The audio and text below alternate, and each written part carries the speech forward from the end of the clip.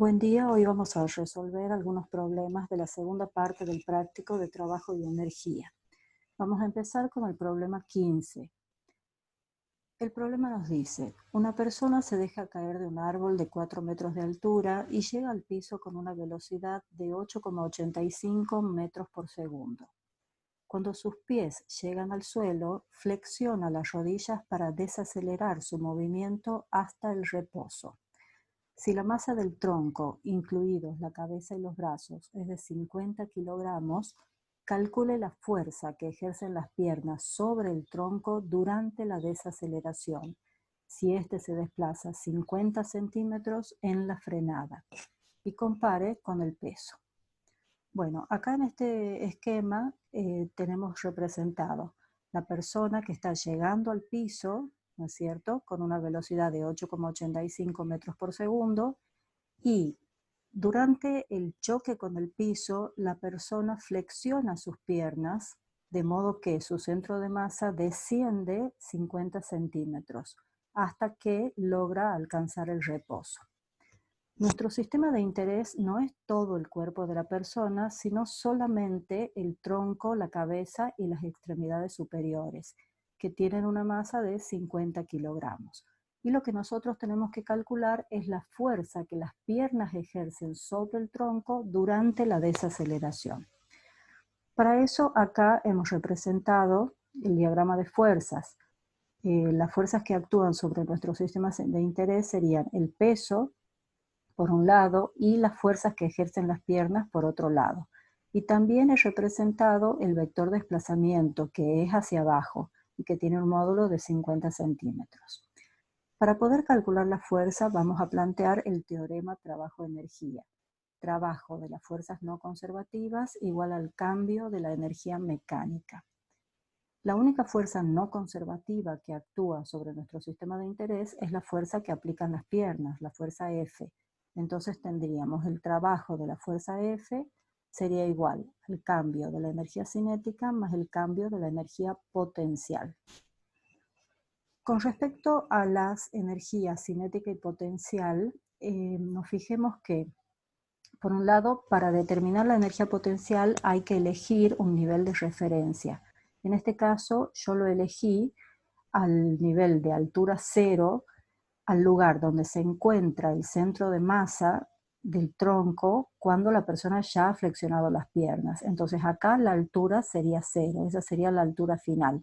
Y entonces la altura inicial sería 0,50 metros, porque cuando la persona está llegando al piso, con la velocidad inicial de 8,85 metros por segundo, la altura de su centro de masa está 50 centímetros más arriba que en la posición final. Entonces, habiendo elegido ese nivel de referencia, ya podemos decir que la energía potencial final va a ser cero y la energía potencial inicial sería la masa por la gravedad y por la altura inicial, que sería 0,50 metros. Ahí calculamos la energía potencial inicial. La energía cinética inicial también la podemos determinar porque conocemos la velocidad inicial, que es un medio de la masa por la velocidad al cuadrado.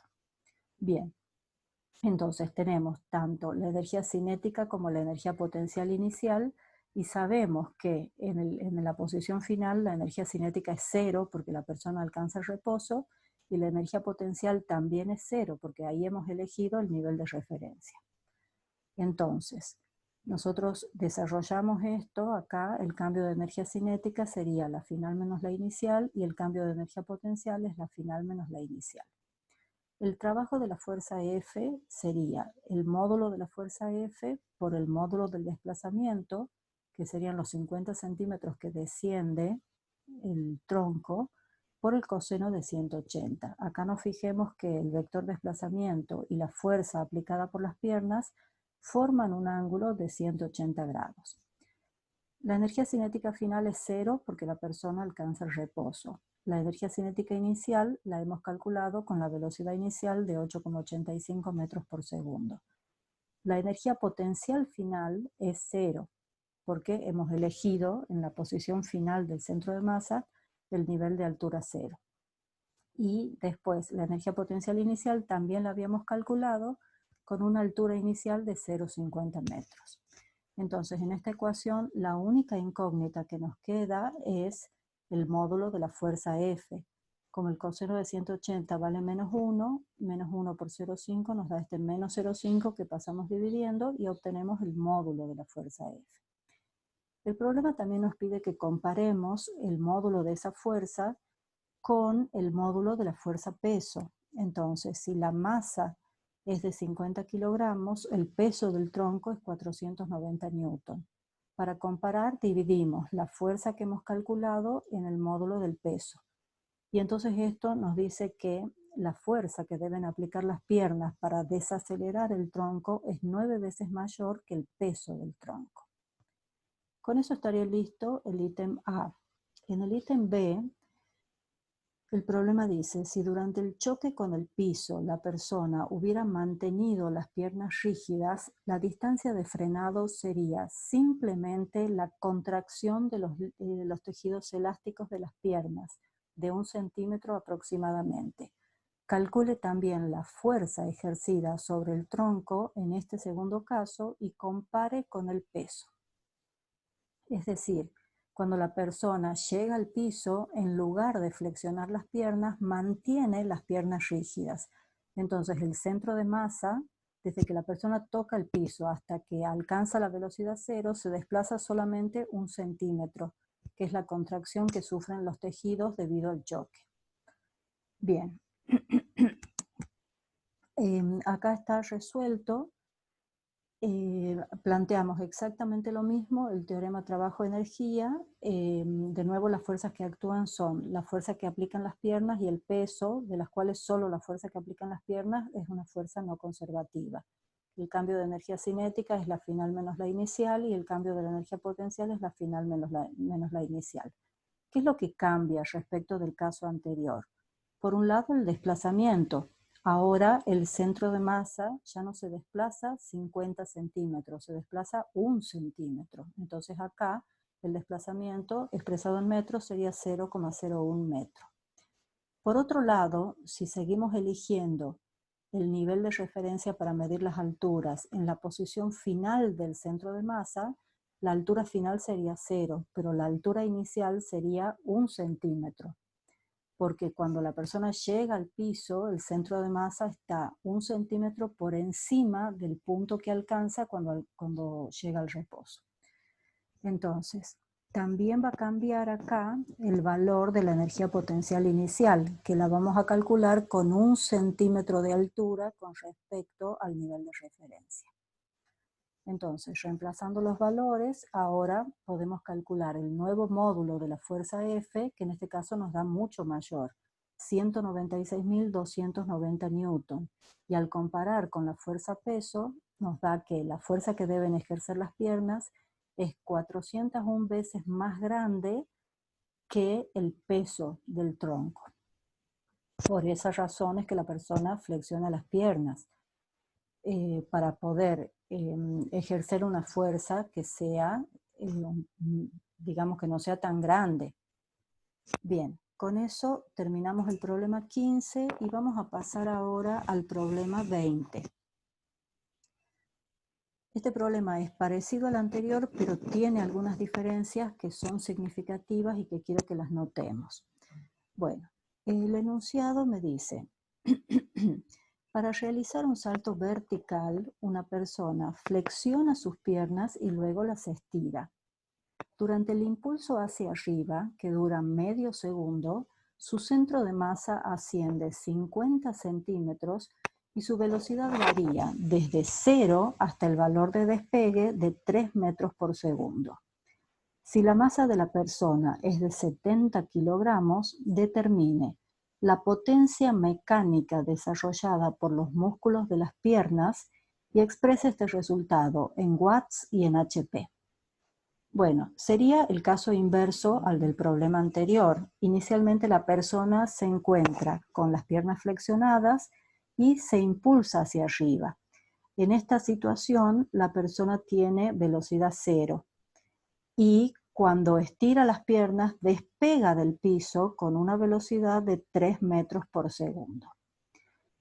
Una diferencia importante con el problema anterior es que ahora nuestro sistema de interés ya no es solo el tronco de la persona, sino que es todo el cuerpo de la persona. Al considerar todo el cuerpo de la persona, incluyendo las piernas, ya vamos a ver qué es lo que cambia. Nosotros planteamos el teorema trabajo-energía, igual que en el caso anterior, trabajo de las fuerzas no conservativas igual al cambio de la energía mecánica. Pero al hacer el análisis de las fuerzas que actúan sobre la persona durante el estiramiento, esas fuerzas serían el peso, la normal, que es la fuerza que ejerce el piso sobre los pies de la persona. Esas serían las fuerzas externas. Sin embargo, durante el estiramiento también hay fuerzas internas que realizan trabajo y que son las fuerzas musculares.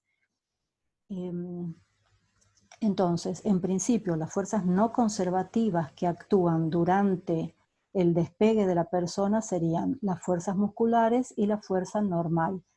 Pero la fuerza normal no realiza trabajo. ¿Por qué? Porque el punto de contacto entre la fuerza normal y los pies está en reposo. Entonces la fuerza normal no realiza trabajo. Este trabajo es cero.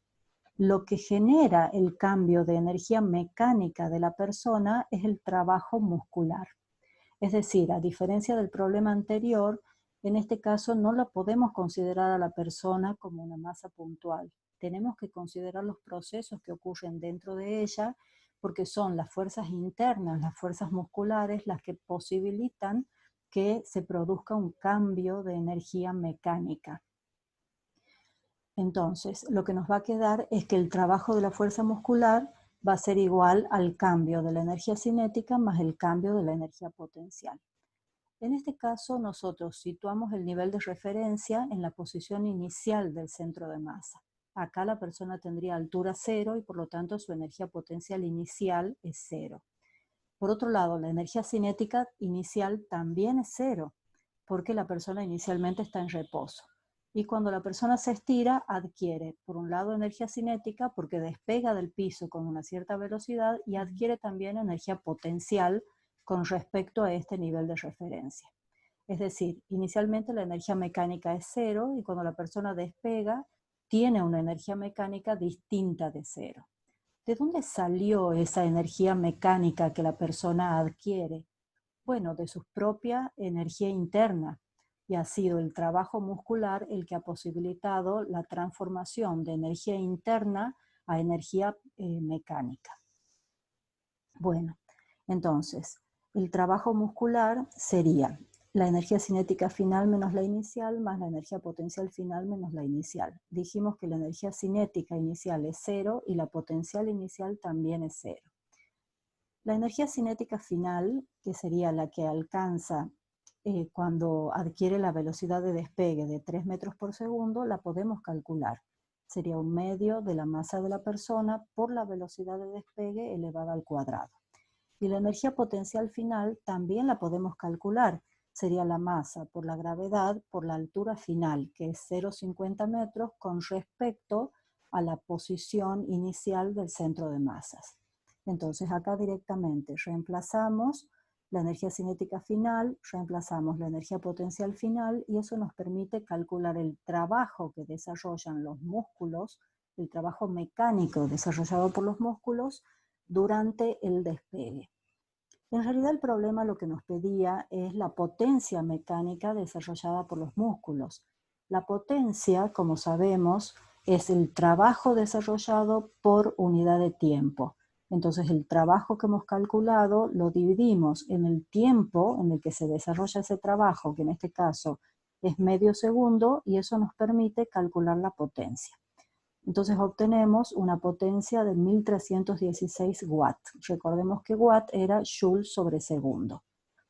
Como un HP equivale a 746 watts, multiplicamos y dividimos por la equivalencia y podemos obtener la potencia desarrollada por la persona en HP, que en este caso nos da 1,76 HP.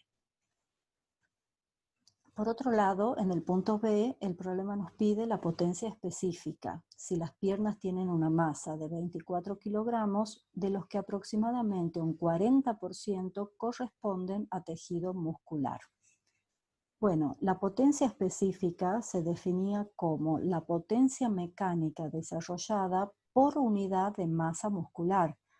En este caso, las piernas tienen una masa de 24 kilogramos y el problema me dice que el 40% de esa masa corresponde a tejido muscular. Entonces acá hacemos una regla de 3 para calcular la masa del tejido muscular. El 100% sería la masa total de las piernas de 24 kilogramos. El 40% equivale a 9,6 kilogramos. Entonces ya teniendo la masa del tejido muscular, podemos dividir la potencia mecánica calculada en la masa muscular. Y eso nos da una potencia de 137 watts por kilogramo. Bien, con eso terminamos el problema 20 y pasemos al último, que es el problema 21. En el problema 21, el problema me plantea: un hombre y su bicicleta tienen una masa combinada de 80 kilogramos. Al llegar a la base de un puente, el hombre viaja a 5 metros por segundo.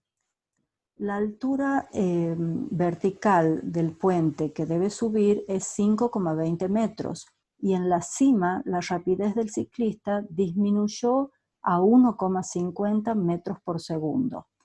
Si se ignora la pérdida de energía por fricción, ¿qué trabajo realizó el hombre con la fuerza que aplicó a los pedales? Bien, entonces, en este caso, ¿qué datos tenemos? Tenemos la masa de la persona y la bicicleta, ese sería nuestro sistema de interés.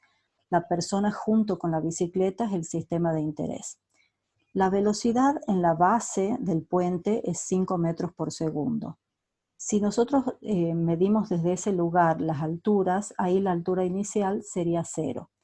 Y cuando está en la cima del puente, la velocidad sería 1,5 metros por segundo y la altura final sería 5,20 metros. Bueno, de nuevo acá, si nosotros analizamos las fuerzas que actúan sobre nuestro sistema de interés, esas fuerzas serían el peso, que es una fuerza conservativa, la normal, que es la fuerza que el piso ejerce sobre el sistema. De nuevo, en este caso, la normal no realiza trabajo, porque en general la rueda rueda sin deslizar, es decir, no patina sobre el piso. Entonces el punto de contacto entre la rueda y el piso tiene siempre velocidad 0. Entonces la normal no puede realizar trabajo. No es la normal la que posibilita una transformación de energía, digamos, y que la persona gane o pierda energía mecánica. Acá las fuerzas, como en el problema anterior, las fuerzas que posibilitan las transformaciones de energía mecánica son las fuerzas de origen muscular. Es el movimiento de las piernas y el trabajo de los músculos el que produce una variación de energía mecánica de la persona. Entonces, acá tenemos que escribir las fuerzas no conservativas, que serían la fuerza muscular, el trabajo de las fuerzas no conservativas, que serían el trabajo de la fuerza muscular más el trabajo de la normal. Pero dijimos que la normal no realiza trabajo. Entonces, el trabajo muscular es el que produce el cambio de energía mecánica. Y el cambio de energía mecánica sería la cinética final menos la inicial, más la potencial final menos la inicial. De esta se hace 0 solamente la energía potencial inicial, porque elegimos como 0 la altura inicial del ciclista. Los otros tres términos de energía los podemos calcular. La energía cinética inicial sería un medio de la masa por la velocidad inicial al cuadrado. La calculamos y nos da 1000 joules. La energía cinética final sería un medio de la masa por la velocidad final al cuadrado, que es 1,5 metros por segundo esa velocidad. Calculamos esa energía cinética y nos da 90 joules. Y la energía potencial final sería la masa por la gravedad y por la altura. Entonces también la calculamos y entonces podemos reemplazar cada uno de esos términos acá. Por lo tanto, el trabajo desarrollado por los músculos de las piernas nos queda que es 3167 joules. Es decir, la energía mecánica del ciclista aumentó en una cantidad que es 3167 joules. ¿Y de dónde salieron esos 3167 joules? De la energía interna de la persona. Entonces, como en el caso del problema anterior, es el trabajo interno a nivel muscular el que posibilita esa ganancia de energía potencial y cinética. Bueno, entonces ya hemos calculado el trabajo que realiza la persona, el trabajo mecánico. Y después el problema me pide qué potencia mecánica desarrolla si demora 21 segundos para desplazarse desde la base hasta la cima del puente. Entonces, la potencia, como sabemos, es el trabajo desarrollado por unidad de tiempo. El trabajo desarrollado por la persona es el trabajo muscular que habíamos calculado acá. Dividido en el intervalo de tiempo de 21 segundos, nos da una potencia mecánica de 151 watts. Con eso terminamos el problema 21. Después vamos a subir la teoría y los problemas de impulso y cantidad de movimiento.